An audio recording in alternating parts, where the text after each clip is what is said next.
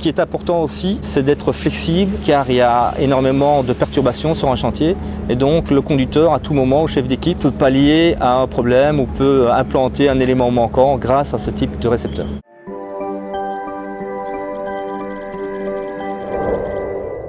Duchesne compte environ 500 collaborateurs. Ses domaines d'activité sont principalement le bâtiment, le génie civil, l'électrification, la menuiserie et aussi l'hydrodémolition. Vous êtes ici sur le chantier de l'école polytechnique de Huy. Donc on crée 2 ateliers de maçonnerie, un au sous-sol, un au rez-de-chaussée. Et puis au premier et au 2e étage, on crée des locaux pour des médecins. On en a jusqu'à juin 2026 si tout se passe bien. Avec mes collaborateurs, on s'occupe de tout ce qui est implantation de chantier.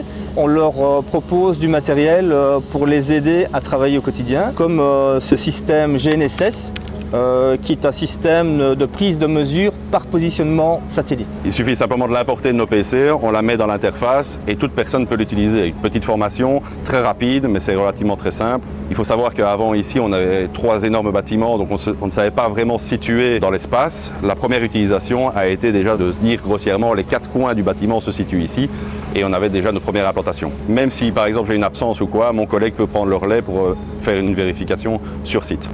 En comparaison avec un plan papier? Non, parce que directement le plan papier il fait mauvais ou des choses comme ça, alors que ceci, il n'y a aucun problème, on sort directement sur site et on a la formation en temps réel. On les utilise à différents stades du chantier, surtout au début du chantier pour vérifier les terrassements, vérifier l'implantation des d'égouttage, matérialiser des axes temporaires. Si on retombe par exemple sur un massif enterré qui n'était pas présent ou pas connu, il suffit simplement de l'enregistrer.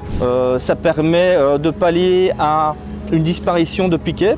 Le conducteur est à même de remplacer le piquet. Alors ces systèmes n'ont pas pour vocation de remplacer le métier du géomètre, mais ça permet au conducteur de réaliser des autocontrôles et d'être proactif pour assurer toutes les missions de ces hommes et vérifier le travail de ces sous-traitants. Et on voit évidemment toutes les possibilités de ces récepteurs vu la précision qu'ils nous offrent. Le coût du récepteur GNSS de ce type est d'environ 7 000 €. Ceci comprend tout le kit piéton, que ce soit l'antenne, le récepteur, le logiciel et tous les instruments qui tournent autour. Je dirais depuis 2-3 ans, nous avons investi dans l'achat de plus ou moins 10 récepteurs tels que celui-ci et je dois dire qu'ils sont tous occupés. Donc on est constamment à l'affût des nouvelles technologies qui nous permettront d'être performants plus tard.